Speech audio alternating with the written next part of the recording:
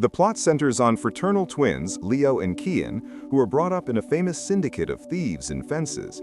Kian has fully accepted this underworld lifestyle, bragging about his tricks and schemes. Leo also wishes to have a quiet, legal life, as far from the crime as possible. Despite their different dreams, they are an excellent team, stealing what they can to make a living. In the opening scene, the brothers are breaking into a weighty, ornate strongbox that they've just acquired. With a homemade but potent explosive, one of several unorthodox methods they've learned, they blow open its defenses and seize a big cache of cash. They return their criminal gains to their dilapidated family house, boasting their ill-gotten gains to the delight of their eccentric relatives. A short while afterward, their mother, Cora, a veteran operative herself, arrives at the doorstep with her hot-tempered lover, Silas. They've completed a perilous robbery, stealing a collection of highly prized, valuable rubies. But lawmen are closing in quickly, and Silas has been hit by a bullet during the escape. Not being able to tarry, they've stopped only to make a speedy farewell. Following hastily gathering her essentials, Cora hugs her sons goodbye, wishing them well, and implying that this is possibly their last encounter. She then jumps into the waiting car with Silas, speeding off just as sirens are heard in the distance. While they are fleeing, Cora tries to comfort Silas that all will be all right, promising him soon medical care. And so, in a desperate last-ditch effort to conceal the evidence, he force-stuffs the gems into his mouth and swallows them without chewing. The film then cuts ahead 25 years. We learn that Cora and Silas did escape, with the rubies, which are now valued at a staggering 8 million credits. Kian and Leo, however, have continued the only life they've ever known, struggling with run-of-the-mill robberies and just evading jail time. Kian insists again and again that each new job will be their last, a stepping stone to a fresh start. But Leo is fed up with these empty promises, fed up with being repeatedly drawn into criminal activity under the umbrella of a promised last heist. They case one wealthy manor on one evening when they intend to rob it, after they have mapped its routines and blueprints in detail. In their idling van, their conversation is to their mother, who has been absent for a quarter century. Leo harshly blames her for leaving them to lead lives of crime. Kian aggressively defends her that she did what she believed was best. Their differences temporarily forgotten, they press on with the task, breaking into the house. Leo makes his way past the safe in its secure location, using years of highly developed lockpicking skill, as Kian covers him near the front door. However, at the moment of seeming flawless operation, one security guard arrives unexpectedly, seeing Kian and attempting to do a good job of acting like an innocent delivery man who was lost. The guard is dubious and moves towards him. Suddenly, at that very same moment, Leo strikes, striking the guard in the back and putting him out. They know they need to leave immediately, but make a run for the exit to discover the building teeming with police.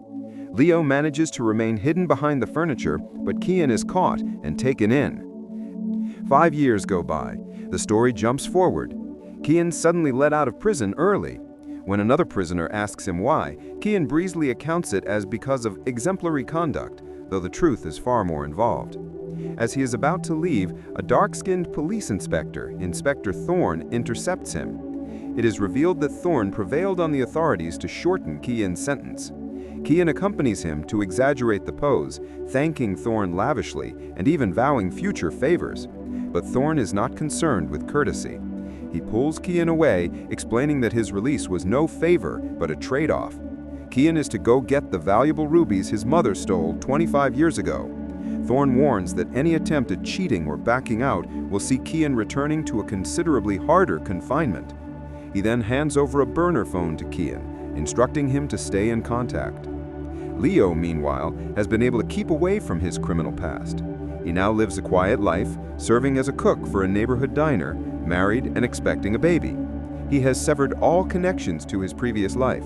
Suddenly, however, his boss fires him without warning. When Leo asks why he was fired, he is informed by his boss that Leo had not disclosed his criminal record upon hiring and that his dismissal was therefore compulsory. Leo protests, asking for his changed personality, but his superior is not impressed. At home, Leo is upset to find Kian talking to his wife, Maya. Upset, Leo pulls Kian outside, needing to know why he's been let out so early. Kian confesses to the deal with Inspector Thorne. In exchange for his freedom, he must perform a final retrieval. He displays Kian a Target, a high-end boutique full of cash in a safe that Leo can easily break into. Leo sternly refuses, reminding Kian he no longer does that. He instructs Kian that Maya's parents and brother will be arriving for dinner, instructing him to eat quietly and leave afterwards. The guests arrive in the evening, buzzing with excitement. As everyone gathers for dinner, Kian casually recounts anecdotes from Leo's childhood, even lightheartedly suggesting people once doubted Leo would ever settle down. This creates an awkward tension, though no one openly comments. Later, when Kian steps out for fresh air, he encounters Leo's brother-in-law and invites him to share a smoke. They soon become boisterous, shouting excitedly. When Leo sees his brother destroying his special evening, he gets out of control, grabbing Kian. Just before the fight escalates, Maya intervenes to separate them. Later, Leo decides to be utterly honest with Maya and informs her that Kian was not in the army, but in prison for robbery and other offenses. As Kian returns to his short-term accommodation, 17 missed calls blink on his phone. Before he can call them back, Inspector Thorne bursts in, very aggressively, and forces him to take a cold shower. The furious officer demands why Kian has been out of reach all day. He then demands to know where the rubies are. Kian keeps telling him he is working on it. It takes time to gather a crew. Thorne, doubtful, pulls out a gun, puts Kian's hand on it to take prints, and threatens that if he attempts to back out, these prints will ensure his return to an even worse prison cell. He proceeds to punch Kian, rendering him unconscious. Later, Kian wakes up to find Leo at his side, attempting to dial emergency services. Kian instantly slaps the phone out of his hand, explaining Thorne's threats, the planted evidence, and his need for something else, the rubies. Moved by a resurgence of brotherly compassion, Leo reluctantly offers to help, asking where the safe is. Kian tells him that it is in a nearby city, the task requiring 2 days. In the next scene, Leo called to Maya, fabricating that Kian's ailing grandmother is in another city and he has to proceed there immediately. Maya is annoyed at his impending absence given her condition, but Leo vows to just leave behind Kian and return immediately, and not doing this might have the effect of Kian staying there forever. Maya, believing this justification, grants him permission. The brothers proceed, with a night halt in a remote lodge. In their bedroom, they discover only one bed. They engage in a game of luck to see who will occupy it. Leo wins, but relinquishes it to Kian, making a remark on Kian's years of sleeping on the floor. Kian refuses, telling Leo to take it as he had organized the trip. Eventually, they both do not sleep in the bed. Leo sleeps in the couch, and Kian sleeps in the floor. The next day, Inspector Thorne returns to Kian's bedroom, where he sees a decoy sleeping in the bed. He then tracks the last known position of Kian's phone, which is in the toilet, making him furious. Kian, in the meantime, tells Leo that he wishes to take an excursion ahead of schedule prior to commencing the main job. Leo does not want to look out for the purpose, but Kian insists. He advises him that when he was in custody, some person gave him support on the internet, and he only wants to see her as soon as possible, since her place is along the route. Even though Leo does not want it, he yields. They arrive soon at a small cottage belonging to Kian's friend Stella. She is tearful and shocked to find him, conceding she waited for him even though she was upset he did not give her notice of his release. She placates when she hears of the ordeal he has been enduring recently. She then leads him by the hand to a back room and turns on some deafening music. Though they share a tender moment, Leo wanders around the house and ends up lying in the living room watching cartoons. Then, out of nowhere, a large, intelligent ape shows up and closes the door, frightening Leo. He readies himself for attack, but the ape merely smokes a cigarette and begins to puff on it. It tells Leo it is Maurice, and Leo, uncomfortable, greets him back. Maurice then begins to act strange, invading Leo's space, eventually doing things which really bother him. Disturbed, Leo gets up and leaves quickly, running out to the car. In the house, Stella goes out to pee. Kian seizes the moment quickly and pilfers her workplace access card out of her bag. He then slips out of the window and joins Leo outside. As they drive off, Leo makes a complaint loudly about the ape's conduct, but Kian merely waves it off as a joke. A few hours more driving later, the brothers pull into yet another roadside inn. When Kian is in the shower, Leo goes through his stuff, finding a pile of forgotten letters.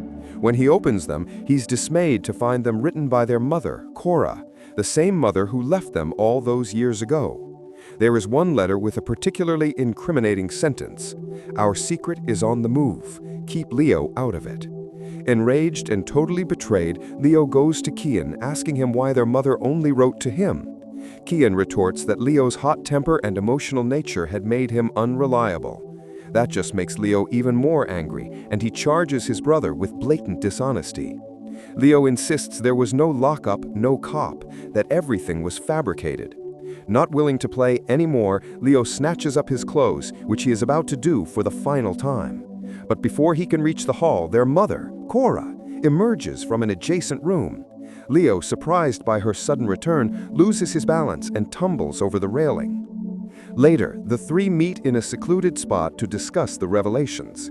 Leo, still raging, wants to know from Cora why she never returned in 25 years and if she ever considered their well-being. Cora admits that her greed and fear of the law forced her into hiding deep, and thus she was not able to return. In the here and now, she informs them that she is dying, her time is done, so she has returned. Leo does not believe her, but Kian breaks in, backing up her diagnosis of a deadly illness, less than a year to live.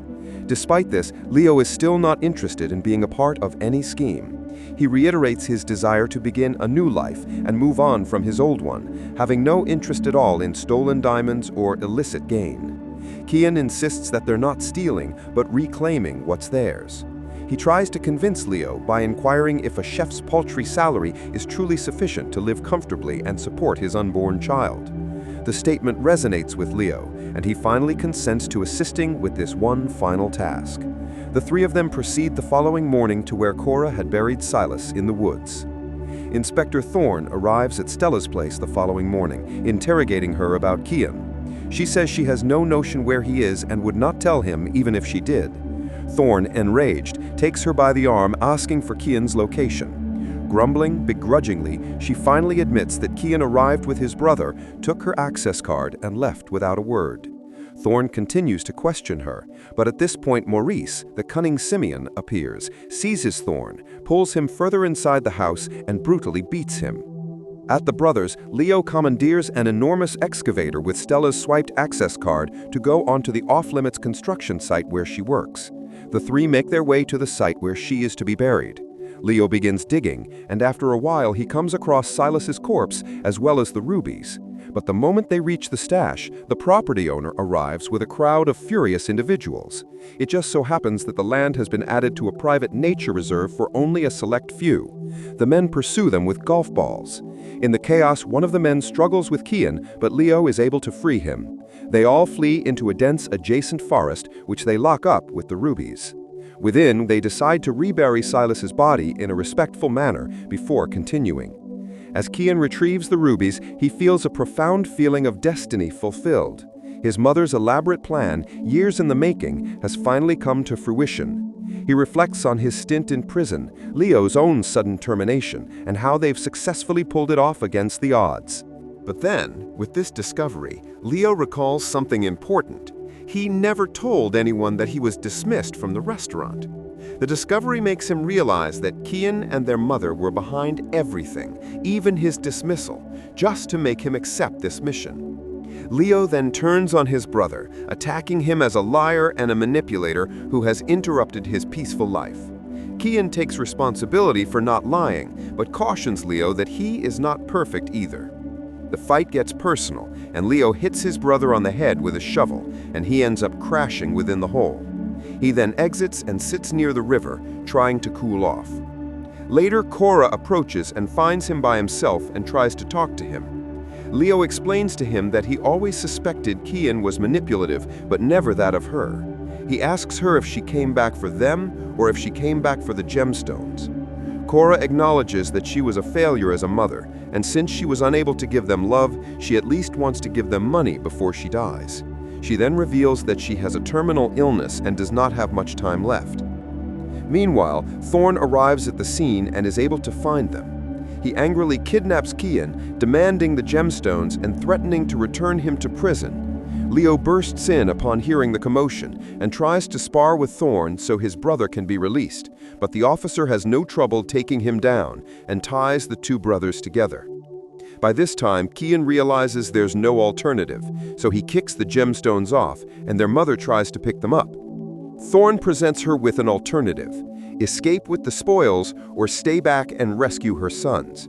She stands there for a moment, and it looks as though she's going to help her sons out, but greed takes over her suddenly, and she gets away with the gemstones.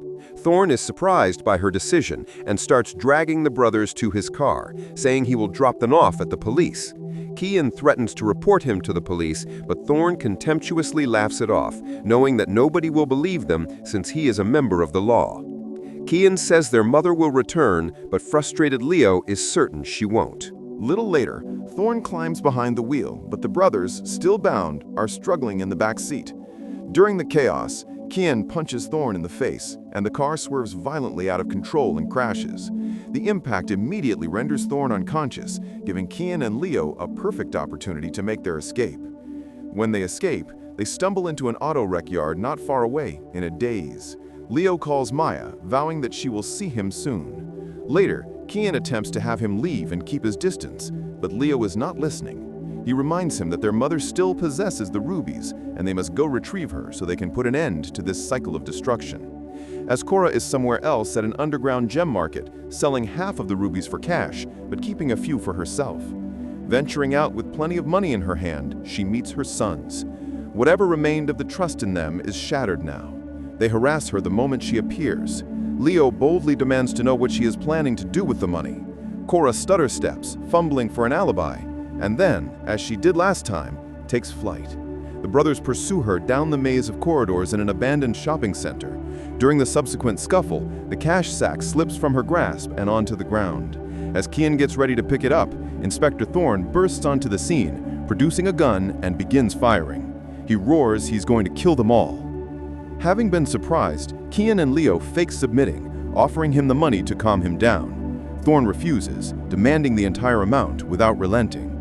The brothers become agitated again as they begin arguing once more, blaming each other for their unpleasant situation. In the meantime, their mother looks on from a level above them, observing quietly how her actions have pitted her sons against each other.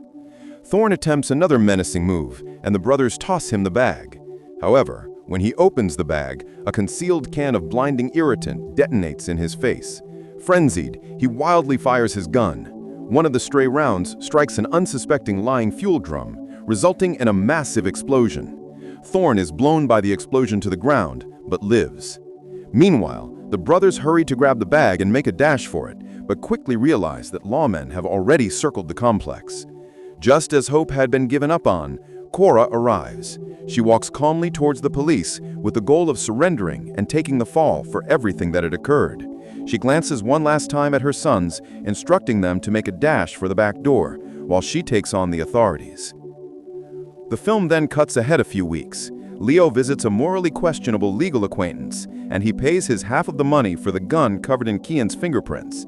The acquaintance is the father of Inspector Thorn. He greedily takes the bribe without hesitation. With that loose string wrapped up, Leo returns home, where he is greeted with complete relief by Maya. Kian also appears that evening, and for the first time in years, the fractured family has a quiet dinner together. Afterwards, while washing the dishes, Kian casually mentions that he had spent his portion of the money to purchase a small parcel of land in the name of Leo's daughter. Leo admits that he put his money into the legal entanglement, confessing to having always known intuitively that he could rely on his brother should he ever be in trouble.